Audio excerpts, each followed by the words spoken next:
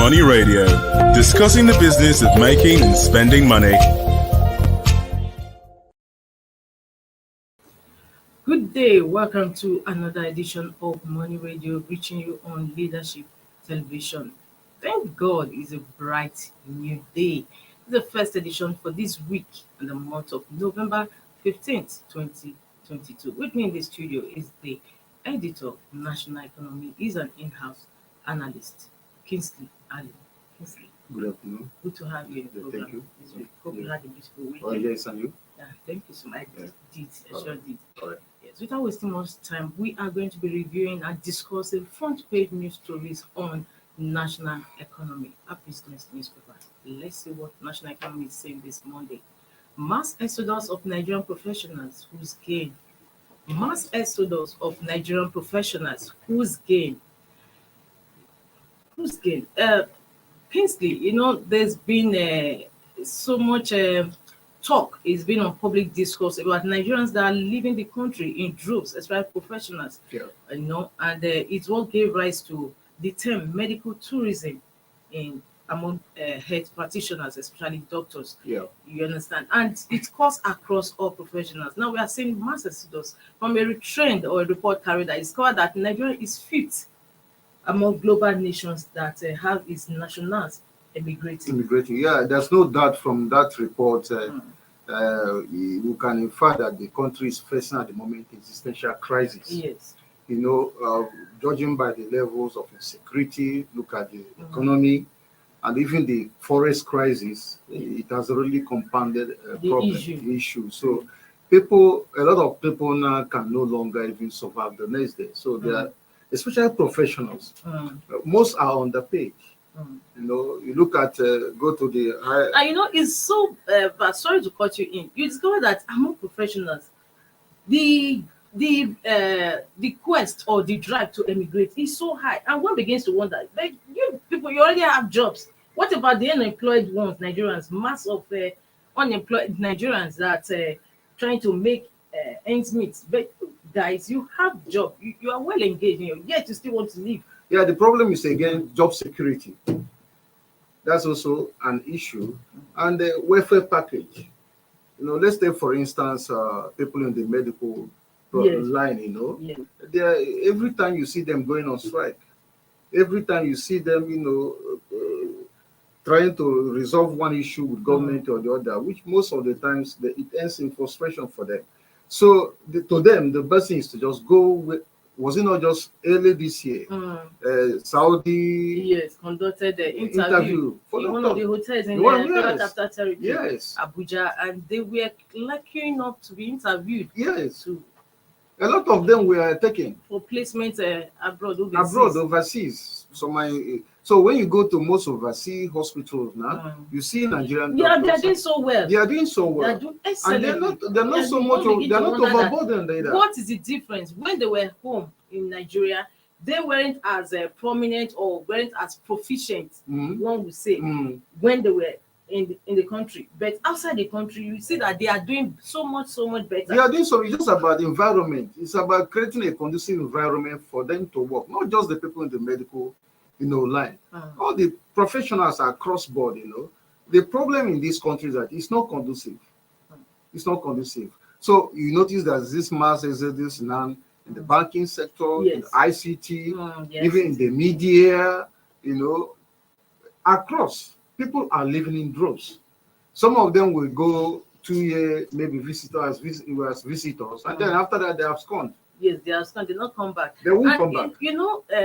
According to WHO, it's supposed to be one medical doctor, to about 400 patients. Yes. But now, presently, Nigeria is estimated to have about over 200 million population. Yes. And yet, with the exodus of Nigerians out of the country, doctors out of the country, it's discovered that the quota has further reduced. We will now have a situation whereby it's just a doctor to about you are looking at about 10,000, 20,000 people. Yeah, and authorities don't care. How will Nigeria be able to revamp its health sector? They have to massively invest in the sector. It has to be top priority first. It's not priority to them.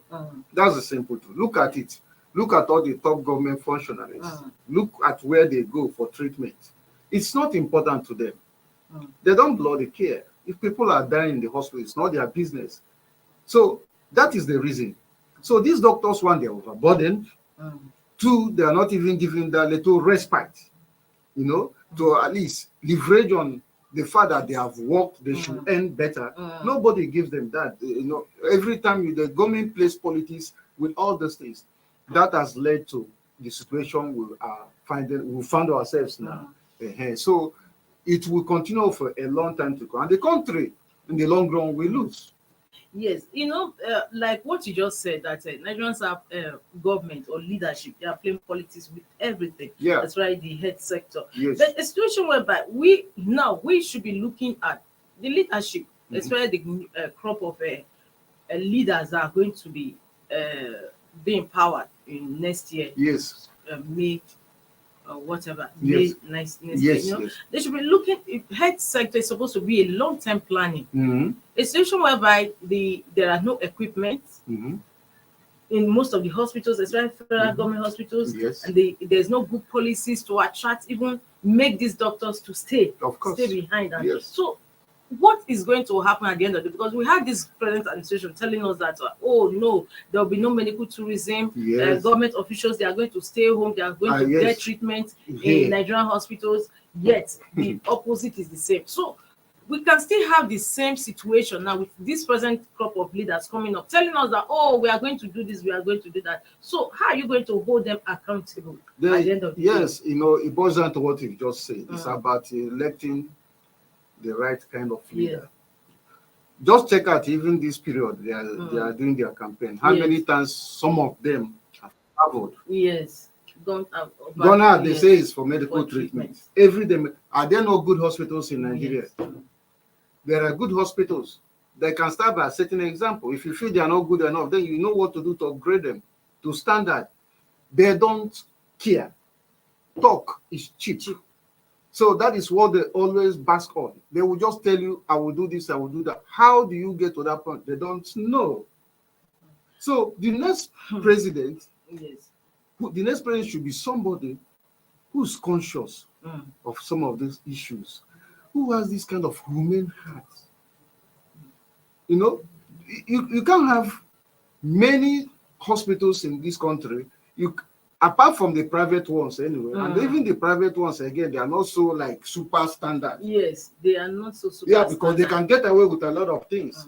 You know, from time immemorial, especially during the time of military regimes, you know, the reason mainly they always give, especially this present president of Nigeria, Muhammad Buhari. Yeah.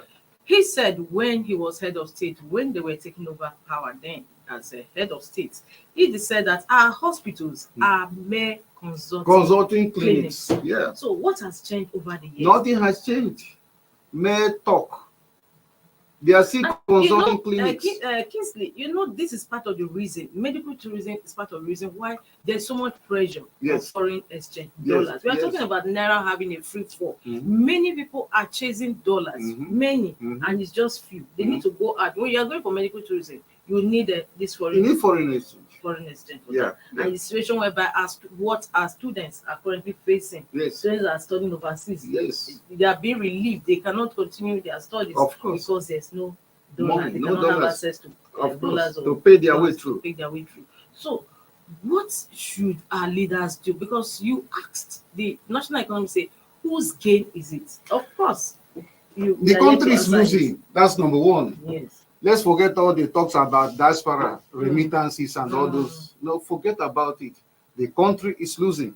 All those developed economies that are so receptive, welcoming us to come, because you know their labor force is a bit low, and they need to up it. They are the ones that will gain in the long run because they are tapping into our expertise and everything. Now, the irony of it all is that maybe in the next 20 years, that's even if it's up to 20 years, by the time professionals in this country leave for those places, the challenge is that you may have these sectors not manned by competent hands anymore. Nigeria may have found itself in a position where it's also soliciting for expatriates to come here and work. And unfortunately, you don't have the money to pay them. It's not like Canada. Yes. It's not like Canada. Now, I just this year alone, there was a report that UK recorded, said that the number of professionals this year, they were able to capture about 79% of Nigerian professionals. And now in UK. This is not mentioning other countries in Europe. Italy, yes. Germany, France, US. I don't, yeah. Okay, even Europe. Yeah, I say in Europe, even in America, this is just in UK alone. It gives you a picture of what is coming already. And the question is that we are not prepared because too much corruption. You can see what we are contending with at the moment. Yes. The economy is grounded. It's totally grounded. Nothing is happening. Coupled with the insecurity. A lot of things are giving rise to what we're seeing today. Some people have jobs in their contract staff, so their bill is a bit high, and so they are comfortable in terms of their take home. But insecurity, yes, also drives them. Contributes. Who wants to be kidnapped? Who wants to be killed or ambushed and slaughtered? There are a lot of things that are driving this mass exodus now. But in the long run, the country will lose. In the long run, this country will lose. So unless the incoming government has to make it a priority number one to fix these sectors, make the workers happy. Look at the lecturers. It's even a shame. I was even coming to that. It's a shame. Lecturers resumed about 8 months, almost 8 months, at home, Downing Tools, after Downing Tools for about 8 months, only to be paid half salary. Is it not laughable? This is the greatest joke of the century. It tells you the value government places on that in this sector. It is not important to them. It doesn't bother them that these people, the future of our children, lies squarely in their hands. They don't care. They don't care that, see, if we pay them this half salary, they will go on another strike. Our children will suffer. It doesn't bother them. It doesn't bother them. So it tells you it's about the policy of the government. I mean, one would have expected that with all the entreaties made by well-meaning Nigerians for ASUU to call off the strike, and of course, the least the government could have done under the circumstances to let sleeping dogs lie, pay them their salary as work continues. But instead, they said they want to apply the no work, no pay rule. I mean, how sensible is this? It's very funny. Look at the money they are wasting all over the place. It's very, very funny. It's very, very funny. Look at the money they are wasting all over the place. They are creaming off money left, right, and yet to take care of this vital sector, it's not. They don't think it's important. They don't think. It's a shame, honestly. Even before they resolve at the time, you listen to what the Minister of Labour and Productivity was saying, Dr. Chris Ngige. You listen to the ASUU president, what he was also his own side of the argument. You'll be wondering, what is this minister talking about? What is this minister talking about? It's about the welfare of staff, people that are manning this sector. They are not interested. Their kids are already abroad. They are not. It doesn't bother them. So as far as they're concerned, if you are not comfortable with public institutions, you can go to private universities. But the question is, how many parents can afford private universities? The tuition in those places, you pay 5 million, you pay just to have your child in. So that is their own mindset about those things. And the standard of education is also quite low there, because considering the fact that these children or their wards are paying such an amount. Yes. Children, you now go and face. You won't fair them. It's as simple as that. It's guaranteed. One, they won't fail. Two, who knows self? They already know the outcome of. Yes. Yeah, after they are this, they know they are going to come up with good because they have paid handsomely to be in those places. But one amazing question Nigerians are wondering or asking is that how can a country spend so much in producing these professionals, at the end of the day lose them to other clients? Yeah, Because talking about doctors, you have some of them resident doctors that are trained by the government. yes, At the end of the day, they leave the shows, it's like, irrespective of how much was spent to train no, them. it's not even about how much that was spent to train them. Mm. Most of them were made self efforts. Yes, some were self-exposed. Some were While some self also efforts by government. by government. But then, this is what's the percentage of the number Mm. of those who were trained by government? Mm. And the issue again is that no reasonable doctor will find it comfortable working in a very conducive environment. No doctor likes to lose a patient. So if they say we need this facility, we need that facility, this so and so hospital, it is the onus is on you Mm. as a responsible government to provide those facilities for Mm. them. But when a doctor keeps losing patients, he gets fed up. It doesn't give him joy that people are being shoved to the mortuary when they could have been saved. Yeah, so I think also partly it's also the reason people want to work in a very safe environment and to even save their own sanity. Okay. Uh-huh. What we are going on a short break. When we come back, we are going to be talking shortly on the gains or who stands to gain on this mass exodus of professionals. Please don't go away. Stay tuned. We're coming back with more.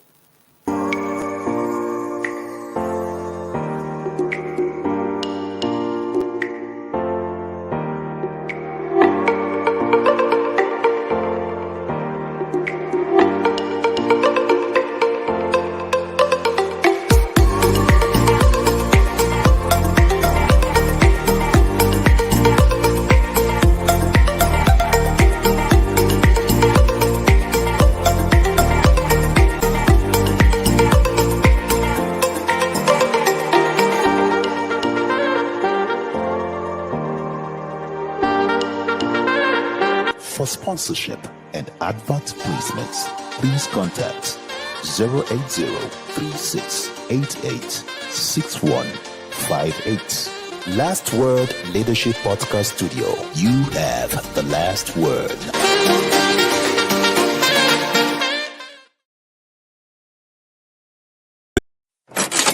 Money Radio, discussing the business of making and spending money. You're welcome back. In case you're just tuning in, the program is Money Radio and is reaching you on Leadership Television. My name is Winifred Weber, your host, and with me in the studio is an in-house analyst, editor in the National Economy, Kingsley Andy. It's always a pleasure to have you on the program. Thank you. We were discussing the front page story on national economy. Today's story says mass exodus of Nigerian professionals. Whose game? Kingsley, whose game?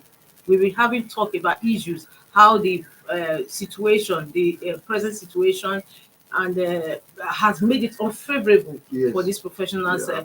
to continue to ply their tools of trade, and why, and maybe that is part of the reason why most of them are jetting out of the country. Yes. Now I ask you, whose game is it? They are gaining those places. They are going. Nigeria, we're losing. It's as simple as that. So what is the impact on the sector? I'm talking about all the sectors now, and in the long run. Yeah, in the long run, it means we'll be left with people who know next to nothing about what they are doing, because the real brains are already gone. The ones that are left, they may be good, but they are not motivated. So you don't expect them to deploy their best in the real sense of the And word. of course, the ones that are left, they are only waiting for opportunities. to For also jet out. opportunities, yeah. Once they get the opportunity, they will also leave. So what is the way forward? The way forward is just to get a government, a responsible government, put a responsible government in place with a good policy that will drive these sectors. Right now, we don't have such. It's all lip service, It's all lip service, and it's very, very unfortunate because you don't grow an economy like this. It doesn't just happen. You need people to grow the economy, and those people can't be growing the economy on empty stomach. And in an environment where every moment of the day they don't have peace of mind. In this country, they are working, they don't even have that assurance that their job is served the very next day. As if to, and they are underpaid. There are issues, there are bills to pay. Meanwhile, it's an eyesore when you see what goes on in the National Assembly, the kind of monies they have appropriated to themselves, what they call their sitting allowance. For just coming there to sit at the end of the week you collect so allowance, and then instead of, but the people that are driving the productive sectors of the economy, you deny them all these things. You don't make it conducive. So Nigeria is going to lose in the long run unless we have a well-meaning government put in place.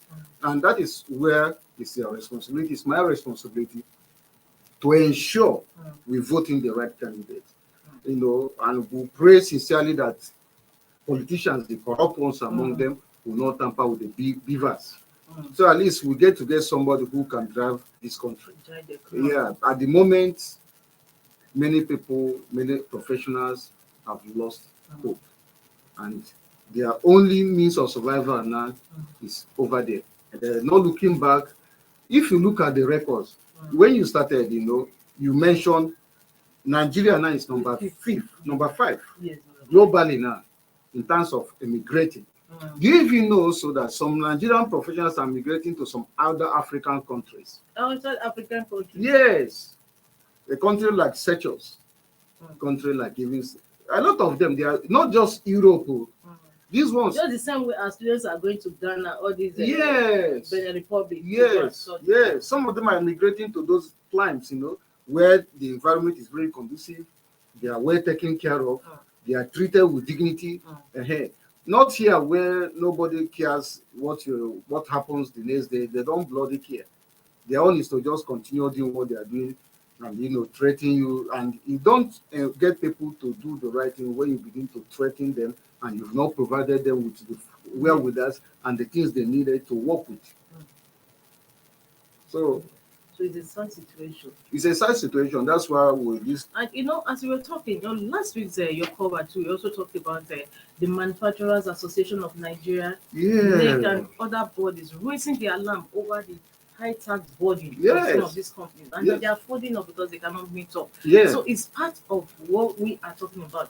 You discover that the economy is intricately linked together. I remember one of these Derika, the chairman of Derika, this tomato, I remember sometime, I thought it should be about 3 years ago, about between 2014, 2015. I remember he was even threatening at a meeting like this. He said, government, you are not supporting me. So I've concluded arrangements with the Chinese government to even come over there.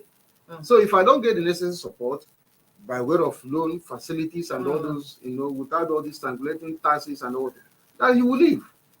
He's not the only one crying. So it's ironic. They are battling with the energy crisis. They have the forest crisis on their neck.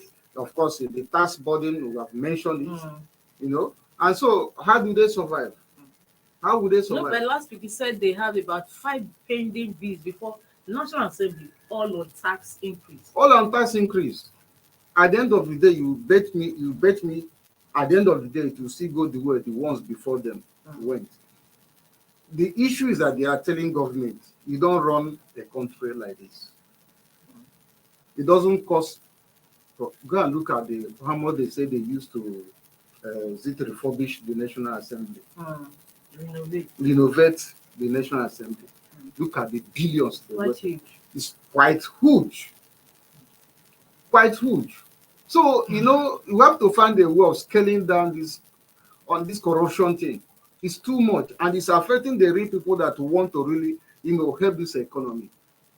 We have to find a way of, doing these things right. At the moment, they are not doing. And believe you me, some of them we are mentioning professionals here, exit of professionals, What about the ones that are not professionals? Those ones informal ones, those ones undocumented immigrants, those undocumented ones that will travel by road, by sea, and all. These ones are not documented. Yes, they are not documented. And every day they are living.